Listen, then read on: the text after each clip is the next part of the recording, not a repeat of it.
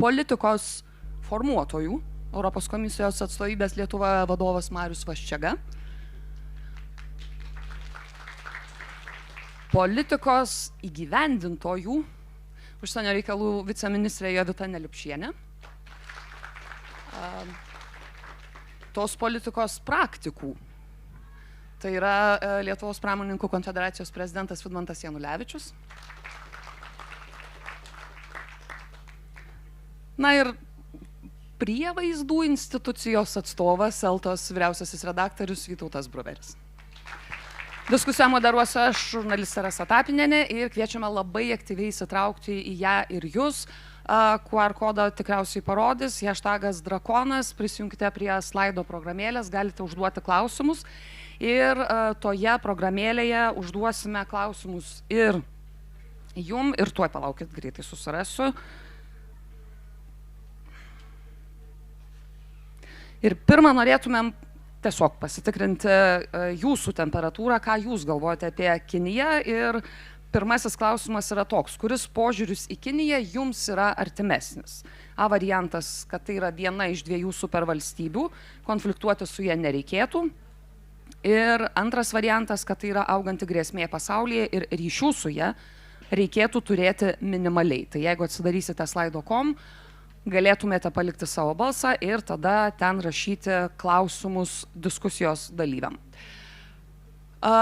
Kol balsuoja dabar, mes galime gal truputėlį tokią įžangą, ar apskritai ES turi tą politiką, todėl kad daugeliu ypatingai Jungtinėse valstijose greičiausiai gali susidaryti įspūdis, kad ES laikosi tokių kartais atrodytų skirtingų ir net prieštaringų požiūrių. Viena vertus, jie akcentuoja labai tą ekonominių ryšių svarbą.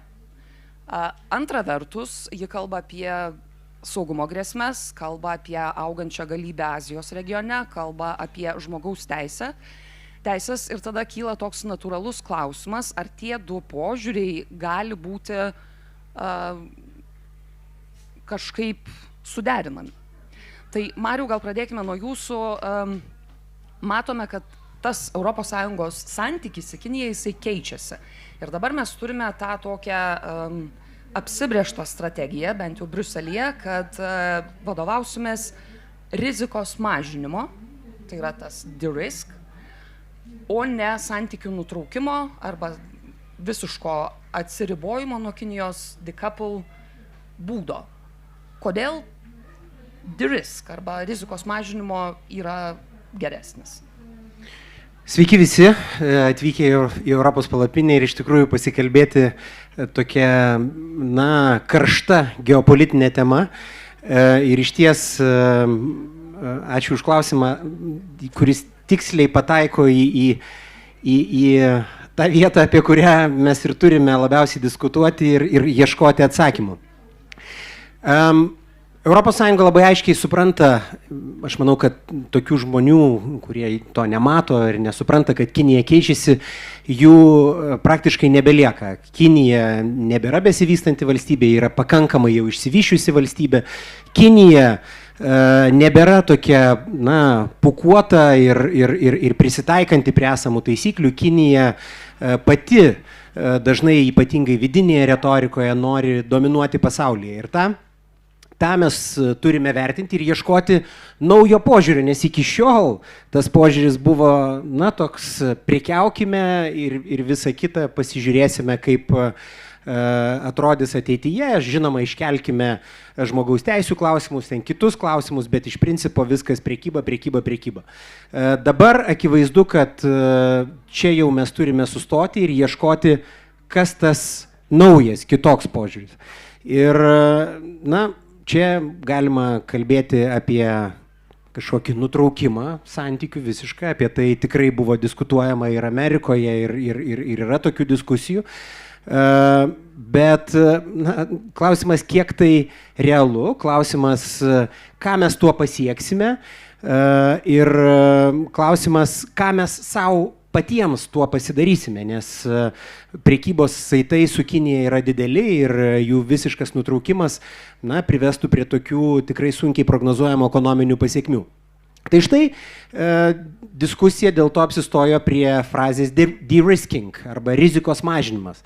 Tai ką jisai reiškia? Jisai reiškia, kad mes savo santykyje turime ieškoti tų vietų, per kurias Kinija mus gali paveikti. Kaip pavyzdžiui, energetika Rusijos atveju. Mes visi žinome, lietuviai ypatingai gerai jaučia, kiek mes priklausomi buvome nuo energetinių dalykų ir kaip sunku nuo tokios priklausomybės pabėgti. Nauja priklausomybė, kuri gali susiformuoti ypač greitai einant žaliosios transformacijos keliu, tai yra priklausomybė nuo kritinių išteklių, nuo įvairiausių metalų ir retųjų metalų ir panašiai. Tai vienas iš pavyzdžių to de-risking yra tokios priklausomybės mažinimas. Reiškia, naujų ryšių su kitomis šalimis mezgimas ir mažinimas tose srityse su Kinija. Vienas iš pavyzdžių. Tai, Mariau, gal ponui Janulevičiui dabar duokite mikrofoną, nes tai yra žmogus, kuris gali pasakyti, dabar mes turime 9% ES importo sudarančio į Kiniją ir 20% Kinijos importo ES. Ar galima nutraukti, mes matom, tai yra auganti grėsmė pasaulyje ir iš jų su jie reikėtų turėti minimaliai, kitaip tariant, nekariauti galbūt, bet greičiausiai tų ekonominių ryšių turėti kuo mažiau. Ar galima apsieiti be Kinijos? Jeigu atvirai, šiandien dienai, ko gero, mes užleidom kinus savo ant galvos, aš turiu menį Europos Sąjungą ir Ameriką, ir pilnai nutraukti tų santykių yra beveik be šansų. Daugelis, ką ir Marius paminėjo, strateginių medžiagų, tai yra Kinijos iškasenos ir jie ant tiek yra išplyti ir ant tiek prasubsidijavę savo pramonę, kad tiesiog Europos ir Amerikos pramonė kai kuriais atvejais nėra konkurencingi. Nėra konkurencingi ne per tai, kad mes kažką blogai darėm arba mūsų technologijos prastos, todėl kad Kinija subsidijuoja visą savo pramonę. Valstybės skola yra didžiulė, tas subsidijavimas turi du dalykus, kartais vartotojas gauna pigesnę prekę, bet iš tikrųjų lėtai po truputį yra žudoma Europos ir Amerikos pramonė. Amerika nuo to pabudo, bet dėja jinai irgi negali išsiskirti ir mes matome, kad švelnėjimo pozicijos yra Kinijos atžvilgiu dabar. Europa yra daug labiau įklimpusi, kaip jūs ir minėjote, kad tai yra dvigubai daugiau importo negu eksporto. Lietuvos atveju tai šis skaičius yra dar blogesnis. 20 kartų. 100 milijonų eurų oficiali statistika yra eksporto į Kiniją praeitais metais. 2 milijardai 160 milijonų eurų yra importas iš Kinijos. Per tą mūsų probleminę visą laikotarpį, kiek mes susipykom su Kinija, Kinijos importas užaugo dvigubai. Tai parodo, kad daugeliu atveju daug kas žino, kad mes turime ir bylą prieš Kiniją su Europos Sąjunga kartu. Ir Kinai labai aiškiai rodo, žiūrėkit, niekas nesustojo, dvigubai paaugo. Problema pramoniai tai, kad mūsų eksportas susitraukia nuo 350 milijonų eurų iki 100 milijonų eurų. Tai eksportuojamės mažiau. Dalis prekių, aišku, patenka į Kiniją matyti per trečiasias šalis, čia nuo to mūsų viso skandalo, bet galiu pasakyti, kad maisto pramonė iš tikrųjų nepatenka į Kiniją nei kiek. Tai kažkur 160 milijonų eurų mes praradom per pastaruosius 2 metus. Taigi klausimas, aišku, mes vėliau tai diskutuosime, ką daryti. Tai aš manau, kad žodis de-risking yra labai svarbus šiandien dienai. Žodis decoupling, mums reikia kokių 3, 5, 7 nuoseklių metų Jungtinėms Amerikoms valstijoms ir Europai pasiruošti su kritinių žaliavinių medžiagų gamyba čia, kad mes tiesiog nesustotumėm. Ir šiaip aš manau, ir žaliavas, ir medžiagas galėtumėm pirkti ir turėtumėm pirkti iš Kinijos, jeigu jos yra optimalios. O kad neturėti rizikos, mes turime žiūrėti per programinę įrangą, kad tai nebūtų įrenginiai, kurie galėtų paveikti mūsų ateityje. Tai be abejo ir elektriniai automobiliai, kurie galėtų sustoti vieną dieną arba važiuoti atgal ir sukelti chaosą. Aš kaip pavyzdį sakau, turėjom su rusų gamybos traukiniais problemų, tai čia yra lygiai tas pats. Tai jeigu nenueinam į softinius sprendimus, į programinės įrangos sprendimus, o perkame tik tai geležį, kuri nenuodėja Europos pramonės, aš manau, reikia tęsti šitą reikalą. Viskas, kas susiję su elektronika ir gali paveikti mūsų gyvenimą ir mūsų buitį ir mūsų saugumą, aš manau, viskas tai turi būti padaryta Europoje. Ir Amerikoje, aišku. Gerai, jūs sakote, kad neįmanoma nutraukti tų ryšių su Kinija visiškai, bet Vytautai, ar iš jūsų pozicijos aš suprantu, kad decoupling variantas jums būtų priimtinesnis, nes sakote, kad išvedžiojame apie galimą kažkokią specialią ir ypatingą santykius ar tiesiog pragmatiško koegzistavimo su Kinija strategija yra tik tai pavojinga iliuzija. Tai ką jūs turite omeny? Ne, tai aš omenyje turiu, kad iš principo mes galime galvoti ir turime galvoti ir daryti, kas mums atrodo teisinga ir naudinga, jeigu renkantis tarp tų dviejų, taip sakant, strategijų, kiek aš jas kaip nespecialistas suprantu, bet iš principo, kiek suprantu, tai aišku, ta de-risking strategija, jinai atrodo ir racionalesnė, ir pragmatiškesnė, vien dėl to, kad jinai tiesiog, orientuojasi ir remiasi į tą tokią, liūdną tikrovę, kurią mes turime ir kurią ką tik, abudu prelegentai, tiksliau ponas Janulevičius, labai įtikinamai atskleidė. Tai čia, kokiais čia decouplingais gali užsimti, tik tai de-riskingais. Kol kas jo, ir pati mintis, kad iš tiesų mažinti reikia, čia pasitelkiant tą pačią Rusijos analogiją, santykių su Rusija analogiją, priklausomybės nuo Rusijos analogiją, kokia Europa ar kai kurios Europos šalis turėjo omeny, tai taip, tai čia Amerikos neišrasi, reikia mažinti tą priklausomybę, stengtis kažkaip nuosekliai, subalansuotai, čia būtinai yra navigacija ir panašiai, ir panašiai.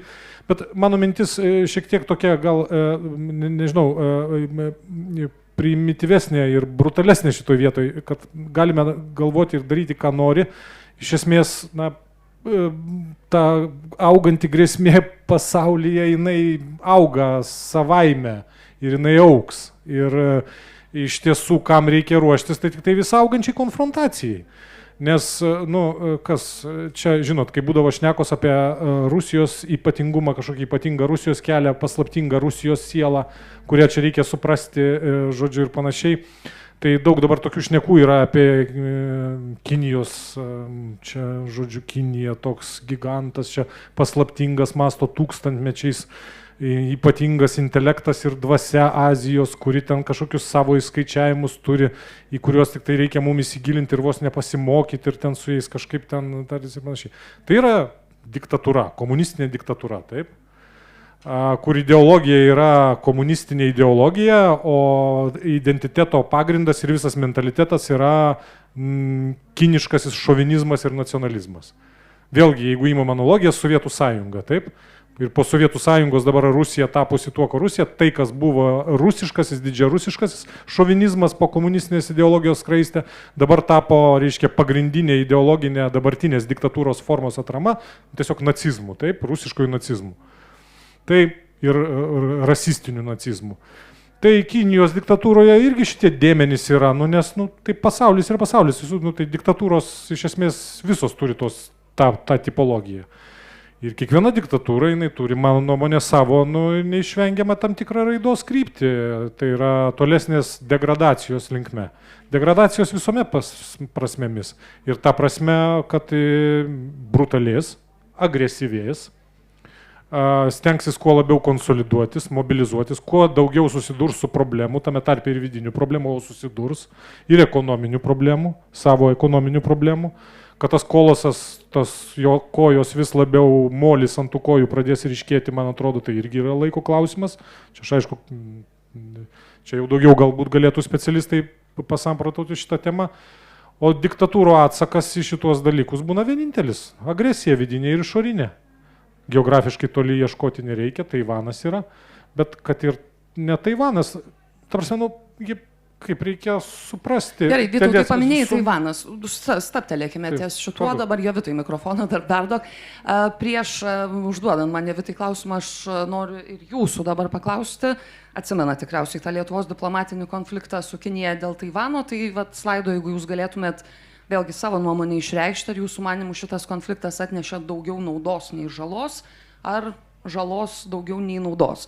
Kol jūs tada balsuojate, Jovita, Lietuva iš tikrųjų buvo pirmoji Europos Sąjungoje, kuri nusprendė pastovėti dėl vertybių, dėl principų prieš Kiniją. Dabar jau ponas Janulevičius minėjo, turime bylų ir kartu su Europos komisija buvome tarsi priversti įtraukti Europos Sąjungą. Tai labai vėlgi įdomu, žinome, Europos Sąjungos bendra politika yra de-risk, ne, ta mažinti riziką. Lietuvos politika tada, ar sekame tą bendrąją, ar vis dėlto mes esame iš tų šalių, kurios kitaip negu Vokietija, kurios pagrindinis ekonominis partneris Kinija apskritai yra, turime mažiau to santykio su Kinija ir galime savo pasakyti, kad mes apseisim ir be jos visai. Na, aš visų pirma manau, kad turėjimas vertybinės pozicijos visada yra svarbu. Ir jeigu mes sakom, kad mūsų partneriai yra demokratijos, liberalios visuomenės, liberalios rinkos, tai mes tikriausiai to turėtume ir laikytis. Ir tikriausiai ir buvo vienas iš pagrindų, kodėl ES ilgai labai nevyko diskusija, nes mes kažkaip įsivaizdavom, kad mūsų prekybos apsaugos, prekybos gynybos, tie vadinamieji instrumentai buvo taikomi neliberaliom demokratijom ir įsivaizdavom, kad jau Kinija tai jau yra visiška rinkos ekonomika ir jiems mes jokių priemonių netaikysim. Ir manau, kad čia ir buvo tas vienas toksai iš užsiliuliavimo, užsimigdymo elementų, kad su Kinija galime elgtis ir įsivaizduoti, kad Kinija elgsis taip pat, kaip mes suprantame savo taisyklės. Kad jeigu yra naudinga, pragmatiška prekiauti, tai ir prekiausim. Jeigu yra tarpusavio ekonominė priklausomybė, tai čia kaip ir su Rusija, tai mes ta prasme, per taip galime suvaldyti savo rizikas. Deja, situacija yra visai kitokia ir kažkodėl tai kai kurios mūsų partnerės tiek ES, bet ne tik ES, staiga atsibudo ir sako, žinot, jie įsteigė pas mus įmonę ir pareikalavo, kad toje įmonėje būtų komunistų partijos kopelė. Tai ir staiga, o tai kaip čia taip gali būti, jeigu mes šiaip komunistų partijas esame daug šalių ES esame net uždraudę.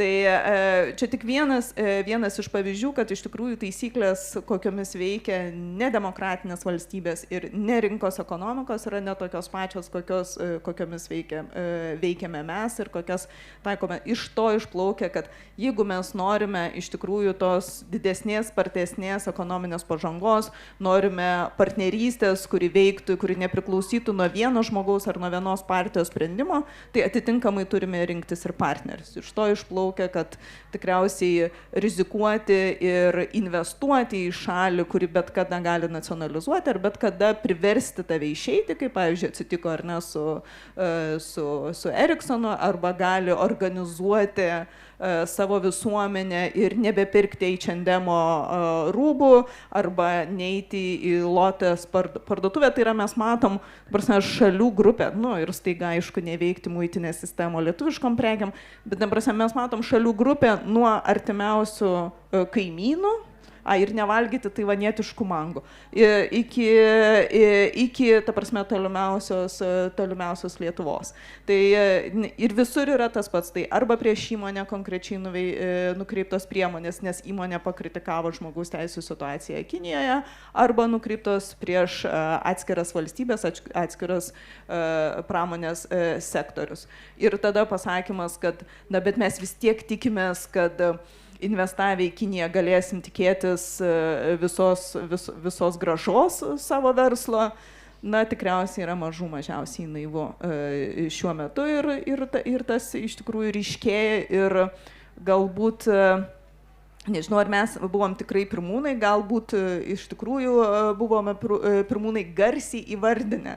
Tas mąstymas ir rizikos vertinimas, jisai tikriausiai buvo atsiradęs jau anksčiau, tik tai niekas nedrįso garsiai įvardinti.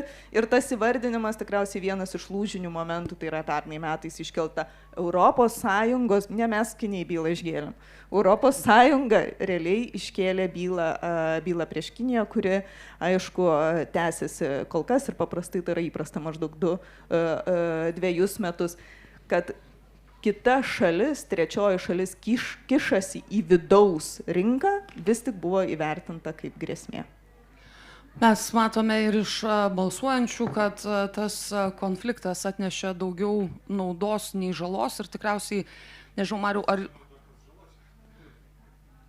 nauda, klausimas dabar tada, ar nauda galima pavadinti tai, ką Jovita išvardijo, tas apsižiūrėjimas, jog Kinija gali bausti per ekonomiką ir privertė ES tapti pirmąją tokią didelę ekonomiką pasaulyje, kuri birželį pasitvirtino to ekonominio saugumo strategiją, kurioje yra numatytos visos šitos grėsmės per poveikio priemonės, per grėsmės infrastruktūrai, svarbiausiam dalykam ir kad tokie pavyzdžiai, kaip Lietuvos tas konfliktas, priverčia praregėti.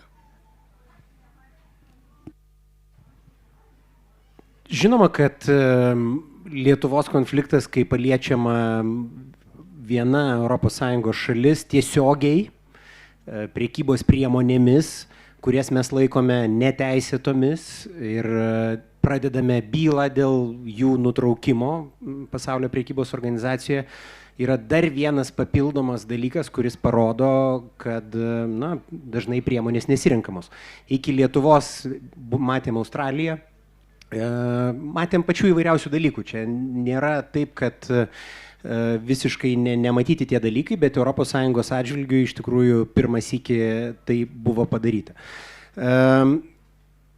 Ar vien tik tai buvo paskatinimas? Ne, aišku, kad tai buvo tam tikra prasme simptomas ir pamatymas, bet jau kurį laiką kaupėsi suvokimas, kad taip toliau būti nebegali toks santykis, vien tik prekyba ir kad apskritai jau čia dabar atsisiejant nuo Kinijos mes turime, kai žiūrime į prekybą, kai žiūrime ekonomiką, mes negalime jos atskirti nuo geopolitikos, nuo saugumo klausimų. Mes turime galvoti apie saugumą. Tai vieną aspektą mes čia jau palėtėme tą saugumo, tai tarkime kritinės žaliavos ar priklausomybė nuo kažkokių tai tų tiekimo grandinių.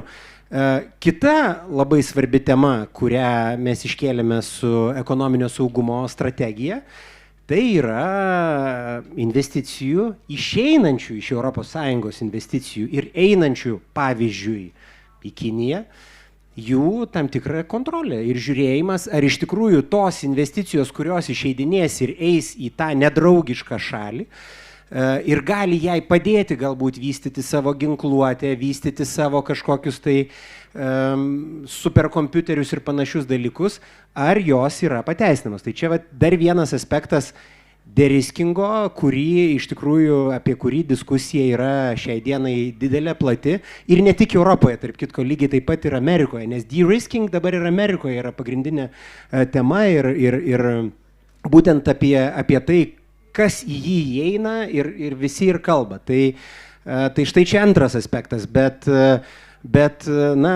trečias aspektas ir čia truputėlį ir Vidmantas užsiminė kalbėdamas apie pramonės, apie tai, kad mes per ilgą laiką leidome pramoniai pabėgti ir nueiti į Kiniją, tai jos sugrąžinimas, kuris tikrai nėra lengvas procesas, reikalauja investicijų, reikalauja reguliacinės aplinkos, jis irgi įeina į ekonominio saugumo strategiją. Tai tokie trys dalykai: priklausomybių mažinimas, nepadėjimas tom šalims, kurios yra nedraugiškos, įsivertinimas tų situacijų ir savo pramonės rėmimas, čia yra trys pagrindiniai dalykai. Turime klausimą iš diskusiją stebinčių žmonių. Ar ES turi paruošusi savo veiksmų planą, kurio imtųsi Kinijai užpuolus Taivaną? Tai Jovita, gal nuo jūsų pradėsim, tada dar raginu, kad galite irgi užduoti slaido.com klausimus ir priminti, kad iš tikrųjų tas bręstantis, vėlgi, diplomatinis, nediplomatinis konfliktas dėl Taivano gali iš tikrųjų turėti rimtų pasiekmių ne tik ES, nes per tą sąsiaurį vyksta pasaulinė prekyba ir yra apskaičiuota, kad bet kokio konflikto atveju, blokados atveju, 2 trilijonai dolerių pasauliniai ekonomikai ir čia neskaičiuojant tų visokių antrinių padarinių. Tai Taivane yra pagrindinė lustų gamintoja. Taivanas Kinijai yra labai svarbus ir tai vėlgi čia yra tas vertybinis ar ekonominis klausimas, pozicija, kurią reikės greičiausiai užimti ir kurios dabar jokiose strategijose kaip ir nėra. Na, strategijose gal ir nėra, bet ES pozicija yra labai aiški. Tiek vadovų birželio mėnesį, tiek dar praėjusiu metu gruodį buvo vadovų diskusija strateginė diskusija dėl Kinijos. Yra labai aiškiai pasakyta ir tikrai užfiksuota aukščiausių visų 27 vadovų lygių, kad bet koks saugumo regione pažeidimas turės pasiekmių. Lygiai taip pat, kaip ir yra užfiksuota tiesioginis ginklų tiekimas Rusijai, irgi turės pasiekmių. Ir nėra taip, kad ne visiškai. Tai nereiškia, kad visi toj pat puls ir paskelbs karą Kinijai. Irgi nereikėtų to tikėtis. Bet jeigu pasižiūrėsim į net ir vieną nedidelį dalyką, sankcijų Rusijai sąraše yra Kinijos įmonės. Nors ir nenorim to kalbėti, bet jos ten yra, nes jos dalyvauja schemose dėl sankcijų apėjimo.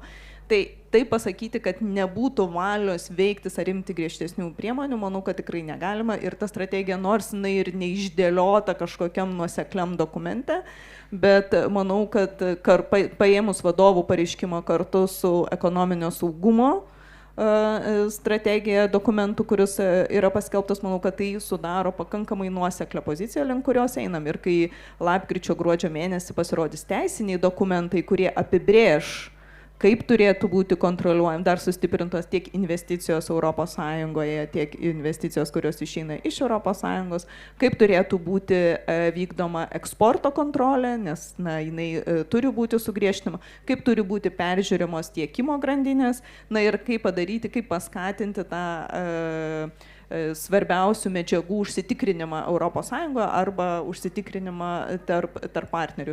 Jeigu mes turėsime tikrai teisinius dokumentus, kuriuos galėsim pasitvirtinti ir su, aišku, dokumentų ES visą laiką eina ir su finansavimu, manau, kad tai bus tikrai pati geriausia strategija, kurią mes šiuo metu galime turėti ir kuri, tiesą sakant, nelabai smarkiai skirsis nuo to, ką daro Jungtinės Amerikos valstijos šiuo metu.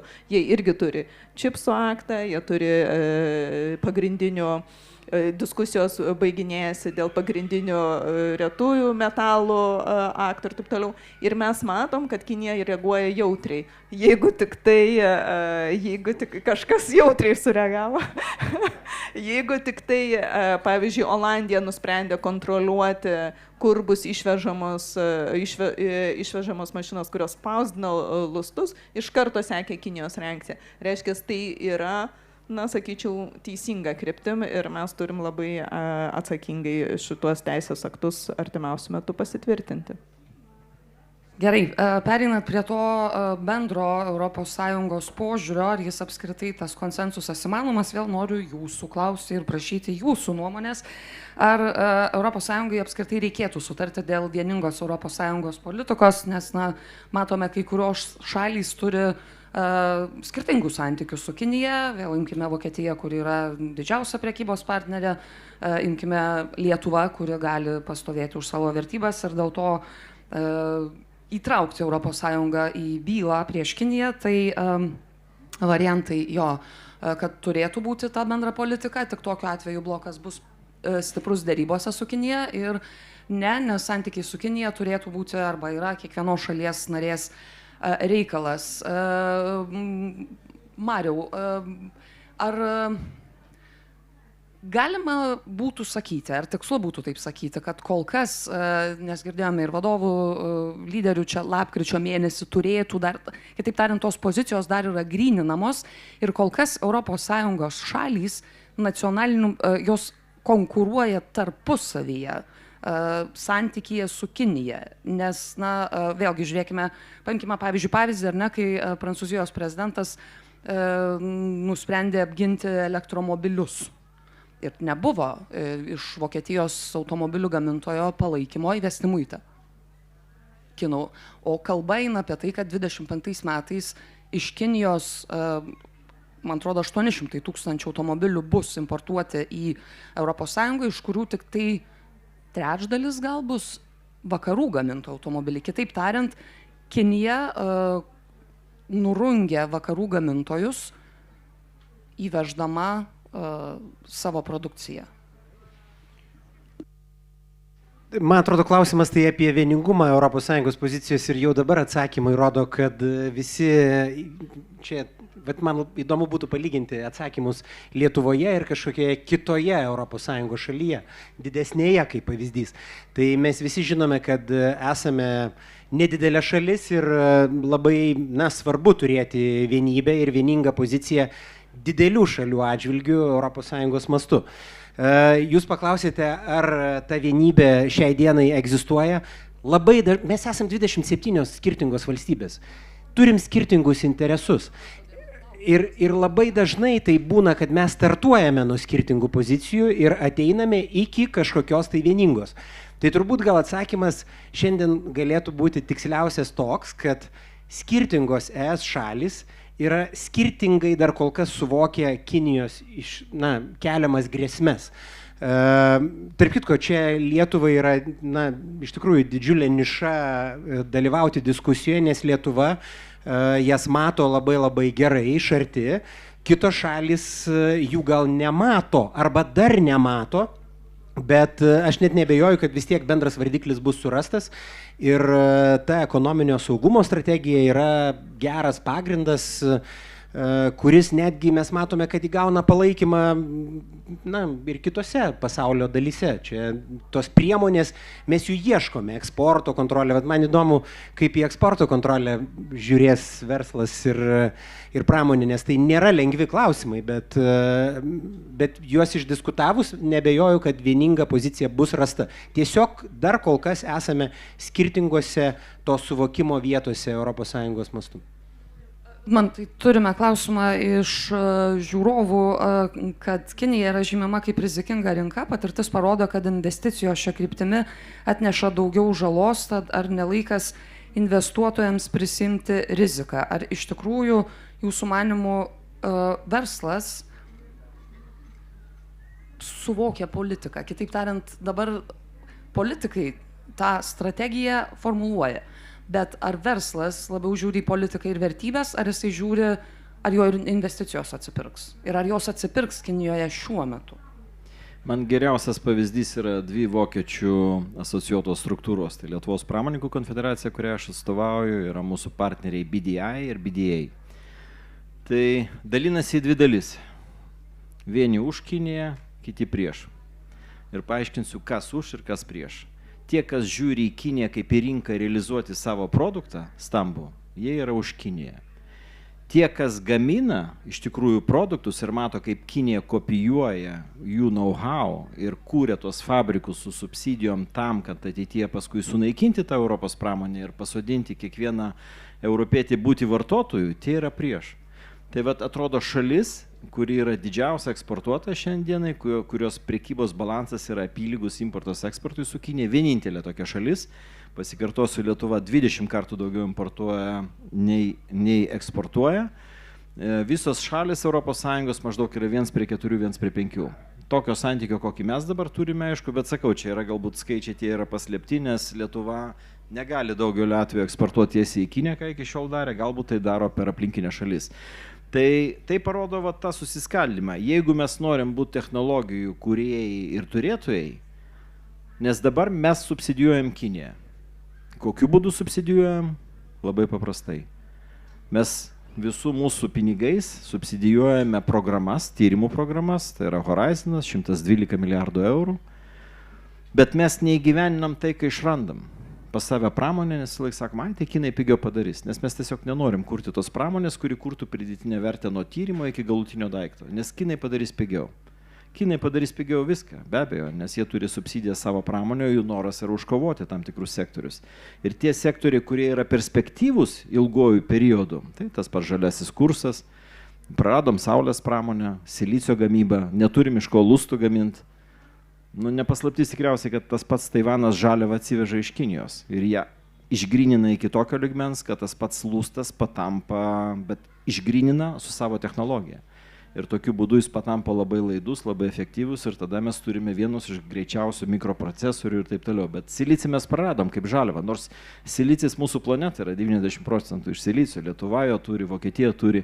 Tiesiog jie tikslingai subsidijavo vieną pramonę šaką, kuri turi ateitį, nes iš silicio gaminami ne tik lustai, tai yra ir saulės baterijos, tai yra stiklas, tai yra visa pramonė. Ir tokiu būdu po truputį nustumė į tolį. Tai aš tik noriu pasakyti, kad mes subsidijuojame neįgyvendindami tam tikrų grandžių visų. Ir šiuo atveju Kinija tuo naudojasi, nes jinai perima know-how. Perima know-how, neskirdama tiek daug lėšų, kiek mes savo laiku skyrėm vystydami savo technologijas. Tai čia Amerika ar Europa. Dėl to jie darė labai paprastai, bet kokia investicija pastaruosius 40 metų į Kiniją buvo subsidijuojama minimum 50%.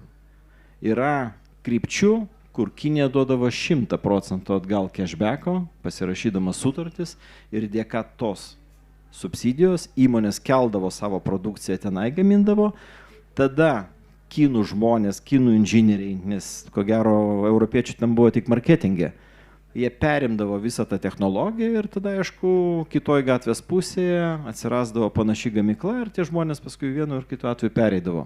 Tai ir vokiečiai tą suprato. Tai yra labai toleregiška pozicija. Man teko ne vieną kartą dalyvauti ir Europos komisijoje. Dabar mes bandom apginti tą rinką kaip didžiulę rinką realizacijos savo produkto. Bet ateityje, aš sakau, ta automobilių pramonė, kuri yra stipri Europos Sąjungoje, jinai grįsta tik tai 2 tipais variklių. Tai yra Otto, benzininis variklis ir dizelis. Ateinantis elektromobiliai tai yra visai kas kita. Tai nėra jokių didelių 100 metų technologijų išdirbimo, kur mes esame lyderiai. Tai yra baterija, kurią Kinija turi, tai yra programinė įranga, 2 sinchroniniai varikliai ir anglies pluošto kėbulas. Ir jie šitoje vietoje mūsų aplenks. Taip kad netoliaregiškumas, mano manimu, kai kurių gamintojų, kad čia ateityje mes tiesiog toliau viską gaminsimės Kinijoje ir vešimės čia, jis yra laikinas. Bet šiandien dienai, be tų strateginių žaliavų, arba šiandien dienai sakyti, kad mes čia nukertam viską ir staiga pradėsim gyventi. Nepaisant to, per pandemiją, aišku, mūsų eksportas augo, kai Kinija buvo uždaryta ir visa Europos Sąjunga, dauguma Europos Sąjungos, bent jau Lietuva tai jautė. Mes turėjome savo nišą. Bet trumpuoju periodu šiandien dienai nutraukti viską būtų labai sudėtinga. Jovita, vėl klausimą turime, kas manau, kad visai yra susiję, jeigu jau kalbame apie pinigus ir atsiperkamumą. Klausimas, ar Europos Sąjunga ar kitos organizacijos yra pasiskaičiavę bent jau preliminariai, kiek kainuotų šitą strategiją, to rizikos mažinimo arba visiško santykių nutraukimo ilguoju laikotarpiu, tarkim, per 10 metų. Kitaip tariant, numatant galimus ir Kinijos veiksmus, nes mes jau tarsi ir matėme, ką jinai galim, suprantama, visko prognozuoti neįmanoma, bet tiesiog skaičiavimai ar yra? Yra skaičiavimai, kiek kainuotų nieko nedarimas. Ir iš tikrųjų pasaulio globaliam BVP tai skaičiuojama tikrai jau pakankamai sveikais skaičiais, tai ne apie 0, kažkiek, bet Europos Sąjungai tai gali siekti ir nuo 2–4%, jeigu mes staiga mums paaiškės, kad mes nebegalim atsivežti jokių kritinių žaliavų. Arba jeigu, aš jau net nenoriu skaičiuoti, Vidmantas geriau paskaičiuotų, kas atsitiktų su visa automobilių pramonė. Dabar 80% elektromobilių dalių, kurios yra reikalingos, dėja atvažiuoja iš Kinijos. Net ir tiems automobiliams, kurie yra surenkami, elektromobiliams, kurie yra surenkami Europoje.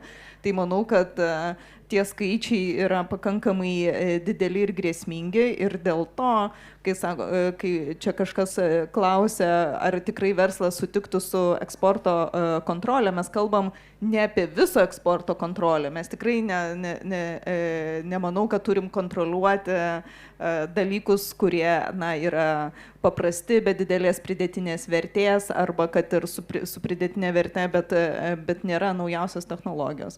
Bet tai, kas yra susiję su visa mikroelektronika, elektronika, netgi mašinų pramonė, mašinų plačiaja prasme pramonė.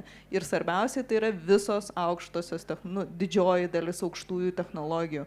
Mes turime būti labai, labai atsargus, kur mes jas išvežam. Nes jeigu mes tikrai norim bent kažkiek tai kontroliuoti savo pačių konkurencingumą ir jį auginti, be šito tai tikrai negalim tikėtis. Ir tada jau seka visos kitos investicijos į ryšių plėtojimą su kitomis tos pačio Azijos regiono šalimis ar su JAV.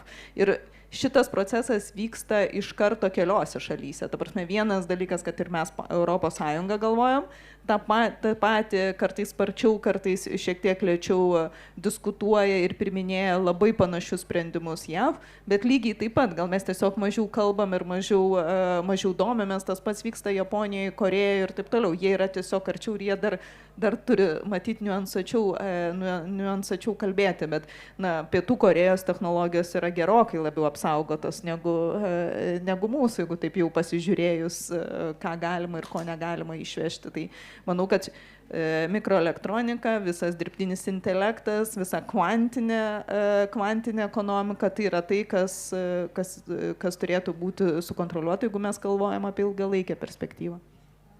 Ir dar vienas klausimas iš žiūrovo, kuris susijęs atsakant galbūt į vėlgi tas grėsmes nieko nedarimo skaičiai yra, bet ar yra jau Kinijos kokia nors reakcija į tą ES susigalvotą strategiją, nes tikrai žinome, kad Kinija žino, ką mes sugalvojome, tai dabar ar mes žinome, kokį atsaką jie galėtų planuoti dėl tos rizikos mažinimo strategijos, nes vėlgi pavyzdžiai rodo, kad jie randa būdų per ką ir kaip paspausti.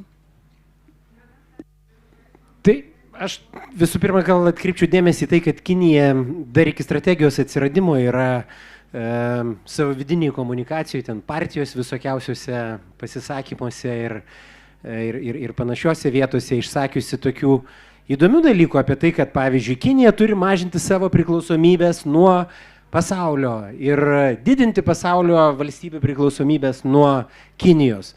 Ji tą pati aiškiai yra įvardijusi, tai turbūt dabar toks atsakas, aš nežinau, čia gal tiesiog susilaukiam tokio tinkamo ir atitinkamo atsako į pačių tokią stiprėjančią retoriką ir panašiai, į tokią žymiai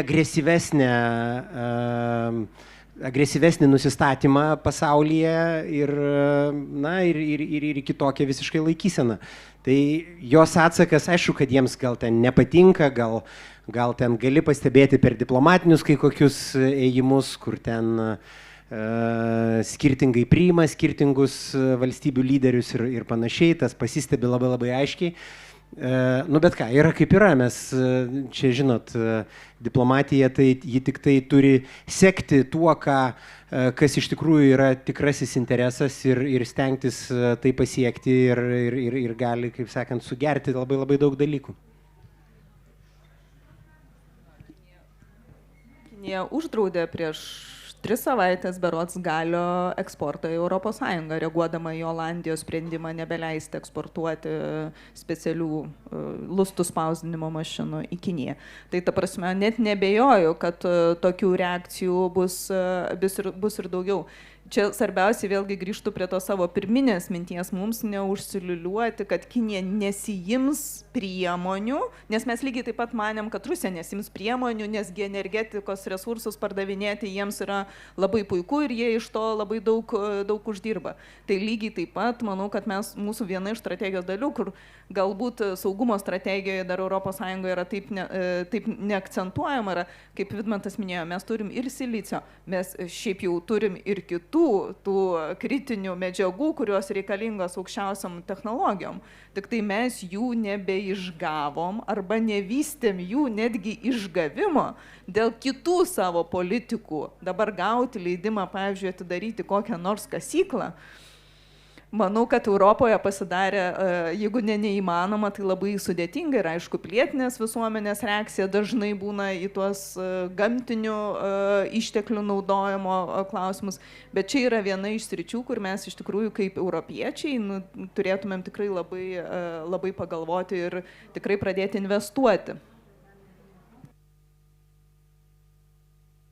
Papildysiu Jovitą šitoje vietoje, iš tikrųjų žaliasis arba kursas arba žiedinė ekonomika tai ir turi atspindėti. Mes turime atsivežti dabar kuo įmanoma daugiau žaliavų, Ta mes ir darome, ir su to pačiu lyčiu. Išvežti mes jos draudžiame, mes jos turim perdirbti čia. Čia yra viena iš teisingų krypčių. Ir iš tikrųjų perdirbti žaliavą arba perdirbti panaudotą daiktą yra energetiškai minimum 3 kartus pigiau. Su plienu yra 5 kart pigiau energijos išteklių, su, pavyzdžiui, to pačiu lyčiu yra 3 kart pigiau. Taigi tai nėra tušti žodžiai, aišku, ES eina teisinga kryptim, bet aš manyčiau, tempai yra per maži šiandien dienai, reikėtų aktyvintis, turėti, nes man atrodo įspūdis ir gal mano asmeninė nuomonė, Kinija sureagavo net ne dėl Taivanio, Kinija sureagavo dėl rytų bloko šalių, ten 1+17. Mūsų pasitraukimo iš to, nes jiems tai buvo, o aišku, jų noras buvo skaldyti ir valdyti. Ir kai aš matau, kad čia buvo Kinijos atžvilgių, reiškiasi, kaip vieninga rinka, mes turim ES būti kaip vieninga rinka. Taip, kai kurios šalis labiau priklausomos su savo eksportu į Kiniją, taip, kai kurios labiau priklausomos nuo importo, bet vieną dieną tai gali apsisukti mums skausmingais dalykais, kas buvo per pandemiją su vaistais, nes mes tiesiog negaminam daugelio komponentų vaistų, nes tai yra neapsimoka, Kinija pigiau pagamina. Ir kai Kinija sustojo, mes neturėjom paprasto aspirino. ES, aš jau nekalbu apie kitus užpildus vaistų, į kuriuos ten aktyvioji cheminė medžiaga yra viena, bet paprastų užpildų mes neturėjom, tiesiog neturėjom iš ko pagaminti, turėjom koncentruotą produktą, unikalų, bet tų dalykų neturim. Taigi turim ruoštis, aš manau, kaip ir pasikartosiu, Kinija yra Rusija 2011 metais. Turime ruoštis, kad nebūtumėm parklupdyti ant kelių, mes turime vystyti savo Europos pramonę, turime vystyti savo daugelį dalykų ir kai nepaisant to, kad tai bus brangiau, bet mes turėsime tai, niekas ant mūsų nebandys rizikuoti nieko. Niekas ant mūsų nebandys. Čia kaip visi mes turime tikriausiai automobilio draudimą. Kaip dažnai atsitinka įvykis? Nu būna, atsitinka. Bet mes išleidžiam pinigus draudimui. Tai jeigu mes išleisime pinigus šitoje vietoje turėdami tuos pačius komponentus savo ES sukurtus, niekas ant mūsų neeksperimentuos. Ir čia va šitoje vietoje išvelgti, kur mes turime silpnas vietas, ES mastu mes turime visi kartu. Ir turėti tai, kad tiesiog turėtumėm planą B. 80% bazinės medžiagos antibiotikų ES importuoja iš Kinijos.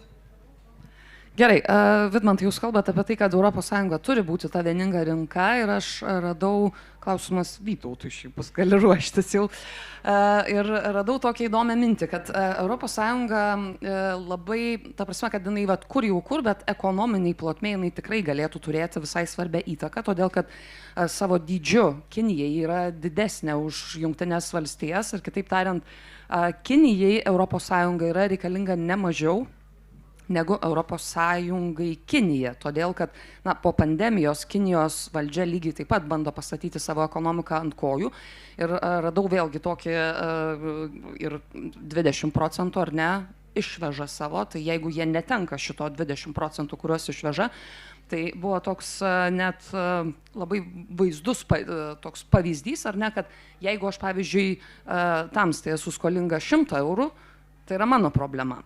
Bet jeigu aš tamstai esu skolinga 100 milijonų eurų, tai jau yra mūsų abiejų problema. Ir dabar šiuo atveju, ta prekyba... O jeigu milijardą, tai yra tik mano vieno problema. Ko gero taip. Bet esmė yra tokia, kad ES ir Kinijos prekyba per dieną yra 2,5 milijardo, 2,3 milijardo eurų. Tai ar galima dabar kalbėti apie ES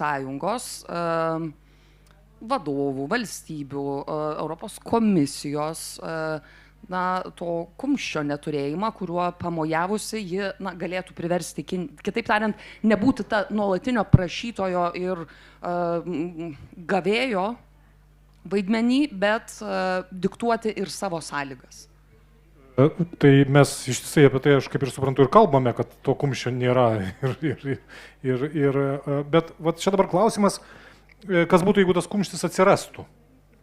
Staiga įvyksta, taip atsiranda tas kumštis ir tada ES vieningai imasi, reiškia, kažkaip mojuoti ir gąsdinti tą Kiniją, žodžiu, ir kokia yra diktatūros reakcija?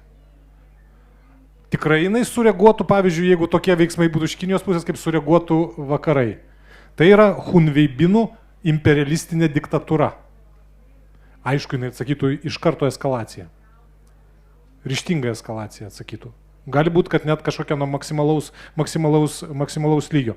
Prie ko aš šiek tiek norėčiau grįžti, kas man labai patiko, žmonės žymiai geriau išmanantis konkrečią situaciją ant žemės už mane, labai aiškiai parodė tą modus operandi, kokiu veikia komunistinė diktatūra, reiškia. Tas vaizdžiai kalbant, bet čia kažkaip gal taip įneša tokį lengvesnį momentą, drakonas tas, ne, reiškia. Kaip jisai veikia, kaip jisai ima už visur visas gyvybinės vietas ir stengiasi pririšti visus tos, taip sakant, ištežusius jų požiūrių, žodžiu, bailius, neryžtingus, nematančius, kas vyksta, godžius ir egoistiškus vakarus, reiškia, ir pririšti prie savęs ir visiškai paversti juos savo įkaitais ir priedėliais. Tai bet čia ir klausimas, kodėl jie taip daro? Ar čia yra vien tik tai, kaip čia pasakyti, grinai ekonominė, pragmatinė logika, ar čia yra politika ir ideologija, ruošiantis tam kažkokiai ryžtingai lemiamai eskalacijai ir konfrontacijai tos vakarus iš vidaus, išgriovus ir išjūbus sunaikinti. Aš manau, kad tai, aš nemanau, įsitikinęs esu, kad tai yra antras variantas. Lygiai kaip ir Rusija, ruošiasi labai nuosekliai ir ilgai tam, kas vyksta dabar. Čia ta Rusijos ir Kinijos analogija, jinai aišku nėra pilna, daugeliu atveju tai netinka, bet jinai, tais principiniais aspektais, kokiais mes kalbam, labai tinka. Tai, kad Kinija tai tokia ir eskalacija, ir konfrontacija jinai ruošiasi, nežinau, nebūtinai gal dėl Taivano ar dar kaip nors, tam, kad galėtų apskritai tą eskalaciją kaip reakciją ir kaip prevenciją naudoti, net jeigu tie vakarai susikauptų, atsirastų kažkokia politinė valia, tai tas akivaizdu ir mano čia tas klausimas, ar tie mojavimai kumščiais jau nebūtų taip grinai pasiekmių tų rezultatų gerokai pavėluoti. Ar ta reakcija nebūtų, tikrai, čia, nebus taip, kad, sakau, grįžtų prie to, nuo ko pradėjau, vakarams staiga susijėmus ir susikaupus, atradus savyje jėgų, bendros politinės valios, pasakius, štai, mes irgi turim vėzdą ir svertą, jeigu jūs ne, tai mes taip, drakonas neatsitrauks, jisai iš karto eis į priekį. Mariau, Vytautas sako, kad čia ta analogija tarp Rusijos ir Kinijos gal nėra visiškai identiška, bet juk, pripažinkime, kad tą drakoną tai ES prisikvietė pati. Po truputį, per investicijas, per konkurenciją netgi, kur čia tos kinų investicijos ateis ir po to tik tai apsičiupinėjo, lygiai taip pat kaip ir su Rusija, ar ne, kad nėra čia vien tik tai geri tikslai ir ta vokiškas tas matymas, tas poveikis per prekybą, jis yra, naivus. Tai žiūrėkit, čia turbūt tų požiūrių visaip galima galvoti, kiek tai, ką mes darėme, buvo gyvybinga ir, pavyzdžiui, naudinga, atitiko mūsų interesus, ar ne? Kiek ta prekybos didinimas ir panašus. Tai jis didelė dalimi atitiko mūsų interesus dėl to, kad į ES mes galėdavom turėti pakankamai pigių prekių, pavyzdžiui, atvykstančių. Pradėjomgi nuo tokių labai paprastų, nesudėtingų dalykų. Mes visą laiką kalbėjome apie tai, kad čia Europoje mes turime gaminti sudėtingesnius, kažkokius didesnės pridėtinės vertės dalykus. Užtat infliacijos pas mus nebuvo didelės. Aš šiandien neprivedu, kad dabar čia dėl to tos infliacijos kažkaip prasidėjo, bet iš esmės, kainų reguliavimo prasme, čia tokia pasaulinė sistema, globali, pakankamai neblogai veikia ir pakankamai neblogų rezultatų nešė iki tam tikro lygmens, be jokios abejonės. Ir va čia, kur tas turėjo būti brėžiamas brūkšnys ir kur čia atėjo tas pasikeitimas iš Kinijos, kai jau toliau kaip ir taip tęstis nebegali. Tai gal šitaip aš siūlyčiau žiūrėti į pačią situaciją.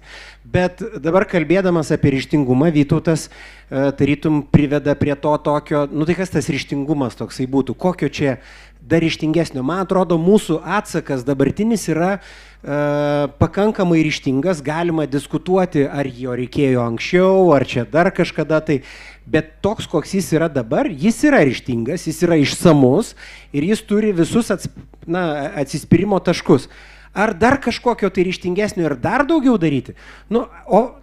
Tai gerai, dekaplingo dabar, paimkim tokią hipotetinę situaciją, atsisakome kažkaip santykių.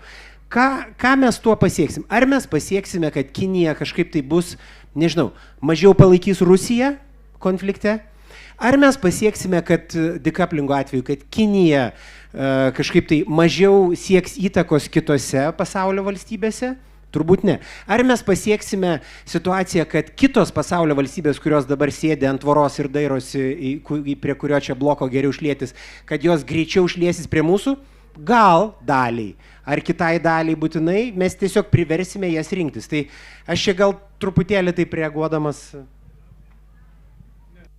Aš tik taip maksimaliai bandau taip jau sutraukti savo mintį. Aš sakau, kad taip, viskas tvarkoja ir vertybiškai ir visai kitaip reikėtų imtis ryžtingiausios laikysenos ir panašiai, tik tai pripažindamas realybę. Aš sakau, kad strateginė perspektyva jau yra pavėluota. Ta aš noriu pasakyti. Jau yra suvėluota. Ir bus taip, kaip buvo, galbūt ne visiškai taip, kaip buvo ir su Rusija. Ir yra su Rusija iki šiol taip. Mes einame reaktyvinį, mes visą laiką reaguojame į situaciją, į momentus. Jaunystėje esu boksavęsis, tai mėgstu tą metaforą. Ne mes pirmų numerių žaidžiame ir žaisime. Ne mes būsim pirmų numerių. Pirmų numerių iniciatyvą visada turės ir turi diktatūra. Ir kinai tą turės, nes jie irgi, supraskime, turėkime empatijos ir diktatūroms, ir diktatoriams. Beje, čia yra svarbus niuansas, kad Kinija dabar jau kuris laikas yra personalistinė diktatūra. Jinai turi personalinį diktatorių. Anksčiau, to nebūdavo. Dabar tai yra personalistinė diktatūra ir tai yra asmeninis momentas, kuris yra, asmuo yra tam tikroje situacijoje. Jis negali atsitraukti jokiomis sąlygomis. Jisai negali atsitraukti. Jeigu jam kala, jisai būtinai turi kalti atgal ir dvigubą, trigubą jėgą. Ką daro ir darys ir Rusija ir toliau, ir ką darys Kinija artimiausioje apžvelgimoje perspektyvoje. Tai aš čia neužsiminėjau kažkokiais labai vertinimais ir interpretacijomis, aš tiesiog bandau pasakyti, kaip mano nuomonė atrodys tikrovė. Gerai, mums liko 4 minutės, gal netgi kokios tai 3,5 ir Mariau, jūs čia sako, turėjome pigių prekių, pigios arba nemokamos prekės kaip sūris, dažniausiai būna spąstuose, užsitrenkia jie, kaip Vytautas sako, mes jau čia vėluojame ir bėgame iš paskos diktatoriam. Tai Vidmantai, jums gal tada, Mariau, jūs paskui apibendrinsit, bet Vidmantai, čia dar klausimas yra minėjot, kad be Kinijos kol kas ne, bet jeigu dairytumėmės į tas alternatyvias šalis, rinkas, žaliavų tiekėjų sąrašas, pavyzdžiui, Čilė, Pietų Amerikos, Afrikos valstybės, klausimas yra, ar rastume ten tiekėjų? Tai be abejo, kad ir vyksta šitie dalykai ir natūroje, ir tai nepaslaptis yra. Ir kalbamės, ir Lietuvos pramonininkų konfederacija kalba ne vieną kartą ir su Kazakstanu, kuris lyg tai toks prie Rusijos norėtų pabėgti nuo jos, bet negali, nes didžiausia siena yra iš vienos pusės drakonas, iš kitos pusės meška. Ir jie supranta, kad sąlyginai mažai šaliai jiems yra pavojus. Ir jie norėtų, ir jie turi didžiausią prekybos apimtį su ES. Bet aišku, geopolitika diktuoja savo. Ir šiandien dienai tos šalis, kurios yra tarptų, jos norėtų turėti kitą variantą, kad ne pirmieji variantai būtų arba meška, arba drakonas. Bet ir ta pati Čilė, ir Peru, ir jeigu mes kalbame šiuo atveju apie litį kaip medžiagą, kuri yra svarbi šiandien dienai ateinantiems 20 metų, 30 metų. Kodėl? Todėl, kad kuo daugiau atsinaujančios energijos, tuo daugiau šuolių elektros. Mums reikia vienu metu akumuliuoti energiją, kad jinai būtų visą laiką 24 valandas per parą ir pagaminta su mažiausiu CO2 kiekiu. Po to, po 20 metų, aš manau, kad ateis silicio arba grafeno baterijos, kurios yra pagamintos iš to paties silicio, tai yra iš mūsų žemės, ir jį perdirbti ir padaryti bus galima žymiai lengviau. Bet šiandien dienai ta technologija yra tik vystoma, taigi ateitis turėtų būti gera, su kitom šalim būtina prekiauti ir diversifikuoti savo rizikas. Tuo pat būdu Kinija pirmoji užbėgo į tą pačią Afriką ir rezervavo. Pati Kinija ličio turi tik tai 16%. Visi įsivaizduoja, kad Kinija yra 100% ličio. Ne, jinai turi visą vertikalią grandinę gamybos. Tai va čia yra didžiausia problema. O žaliavos šiandien dienai tai yra visai kitos šalis. Ir reikia būti su jom tam, kad ES turi būti su jom tam, kad diversifikuoti savo rizikas. Ir tai yra įmanoma. Mariau, minutę turime, tai prašysiu neviršyti ir apibendrinti dabar. Su strategijom vėluojame, bet ar ją įgyvendinus tą riziką sumažinsime?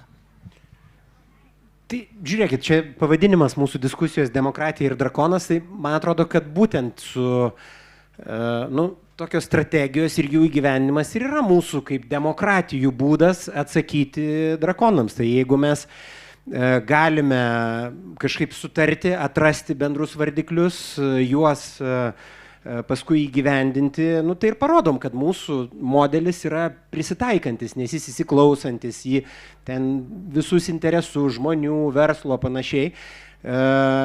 Ir galim atsakyti drakonams, galim atrasti tuos atsakymus. Gal nesam pirmieji kaip drakonai, kurie ten kertam ar kažką tai darom, bet galime sureaguoti ir tinkamai sureaguoti.